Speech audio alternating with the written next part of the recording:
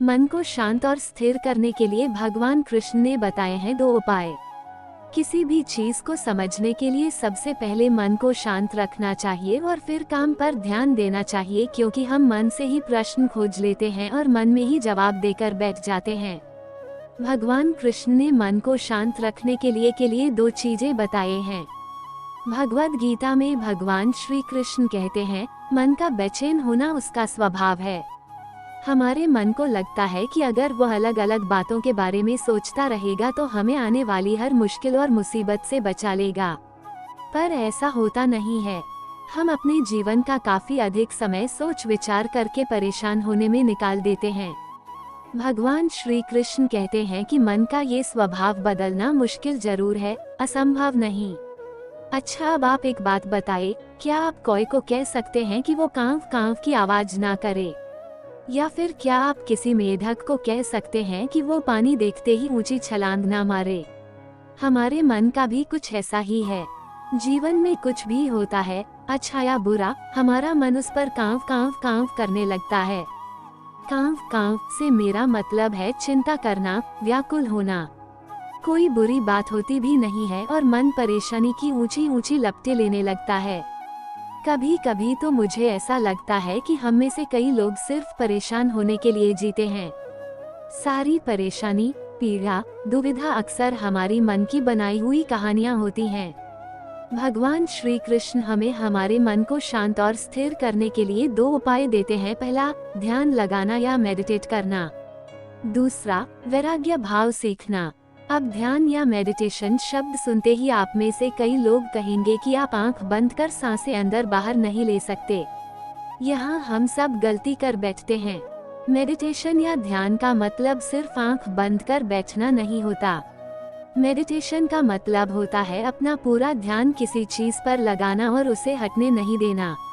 अगर आप रोटी बना रहे हैं तो सिर्फ उस बात पर ध्यान दीजिए। अगर आप पिक्चर देख रहे हैं तो अपना पूरा ध्यान पिक्चर पर लगाएं। यह मत सोचिए कि पिक्चर देखकर आप अपना कितना वक्त बर्बाद कर रहे हैं। जब आप जीवन के हर छोटे बड़े काम को पूरे ध्यान से करते हैं तो आपका जीवन ही एक मेडिटेशन बन जाता है। ऐसे जीवन में शांति, स्थिरता, साहस और सफलता का होना अनिवार्य है। वैराग्य भाव दूसरा उपाय। वैराग्य का अर्थ यह नहीं कि आप सब कुछ छोड़कर जंगल में जाकर बैठ जाएं। वैराग्य का सच्चा अर्थ है कि आप जो काम कर रहे हैं उसका क्या नतीजा या रिजल्ट निकलेगा उसकी चिंता ना करें। जैसे अगर आपने कोई इंटरव्यू दिया, आप ये कर सकते हैं कि पूरे मन से तैयारी करें और अपना बेस्ट देकर आ जाएं। वो नौकरी मिलना या ना मिलना आपके हाथ में नहीं है। इस नतीजे के पीछे अलग अलग चीजें हैं जो आपके बिल्कुल कंट्रोल में नहीं। तो जिस चीज के बारे में आप कुछ कर नहीं सकते, उसके बारे में चिंता भी ना करें। यही वैराग्य का सच्चा मतलब होता है। और यही है भगवान श्री कृष्ण का दूसरा उपाय, मन को चिंता की लपटों से बचाने का। याद रखिए, आप पूरे के पूरे इंसान हैं। समझदारी, संयम और कुशलता से भरे इंसान। आपका मन जब भी कोई की तरह अलग अलग बातों पर आपको परेशान करने लगे, तब अपने मन को भी प्यार से समझाए और शांत कर लीजिए। बस अपने ऊपर विश्वास रखिए कि आप कभी अपना बुरा नहीं होने देंगे। जीवन में परेशानियों तभी आती हैं जब उसे सहन करने लगता है। हर समस्या का अगर डटकर सामना करेंगे तो समस्याओं का समाधान भी होगा और धीरे धीरे समस्याएं खत्म भी होने लगेंगी। इस लेख के माध्यम से समझते हैं कि जीवन में दुर्बलता कितना बड़ा अभिशाप हो सकता है। कमजोर को कभी नहीं सताना चाहिए, ये सबसे बड़ा पाप है। ऐसे व्यक्ति को प्रभु कभी माफ नहीं करते जो कमजोर को सताता है। कहावत है कि भगवान के यहाँ देर है, अंधेर नहीं। भगवान की लाठी में आवाज नहीं होती। यह आम आदमी का मनोविज्ञान है कि वो मजबूत से डरता है पर दुर्बल को सताता है और अंत समय में इसका दुष्प्रभाव झेलता है। अक्सर सशक्त व्यक्ति मजबूर और लाचार लोगों का शोषण करते हैं।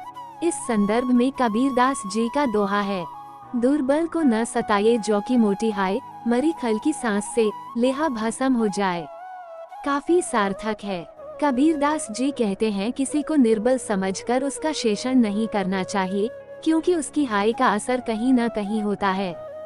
शक्तिशाली व्यक्ति को कभी अपनी ताकत के घमंड में चूर होकर किसी अशक्त पर अत्याचार नहीं करना चाहिए। दुखी व्यक्ति की बददुआ से समस्त कुल का नाश हो जाता है। रावण, कंस, होलिका, हिरण्यकश्यप आदि इसके ज्वलंत उदाहरण हैं। सभी को ईश्वर की कृति समझकर उनका सम्मान करना चाहिए। हमेशा अपने हृदय में भगवान को स्थापित करना चाहिए, क्योंकि उसके स्मरण से समस्त पाप का अंत हो जाता है। जब हृदय में पवित्र विचारों, सद्कार्यों का स्थान होता है तो पाप और अवगुण अपने आप ही दूर होते चले जाते हैं। देह का रंग देखकर गर्व मत करो, ये भले ही कितनी भी सुंदर हो, इसे एक रोज समाप्त हो ही जानी है। एक बार देह को छोड़ देने पर फिर इसे प्राप्त नहीं किया जा सकता है। किसी वस्तु को देखकर गर्व नहीं करना चाहिए, चाहे वह पद, शक्ति, धन, साम्राज्य ही क्यों न हो, कारण कि जीवन की अंतिम सच्चाई मृत्यु है। इसलिए प्रभु की भक्ति ही जीवन का आधार है। जब प्राणी दुखी होता है तब उसे हरि की याद आती है। दुख में ईश्वर को याद करता है, सुख में भूल जाता है।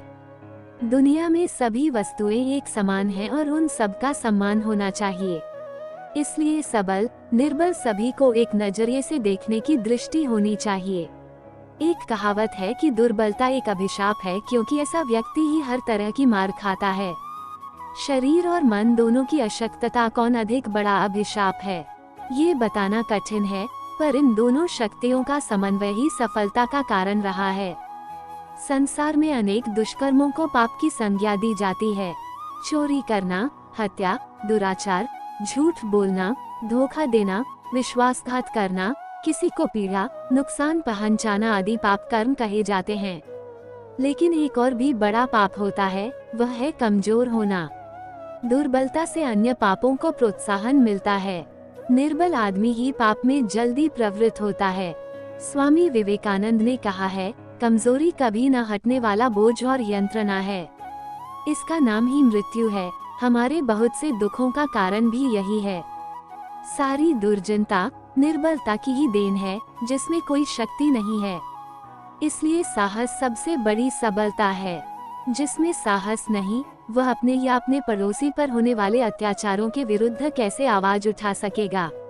अत्याचार सहन करना, उसे समाज में होते देखना भी कम बड़ा अन्याय नहीं है। इससे दूसरों को अन्याय करने का प्रोत्साहन मिलता है। इस संघर्ष प्रधान संसार में ससम्मान जीवित रहने का हक उन्हीं को है जो शक्तिवान है।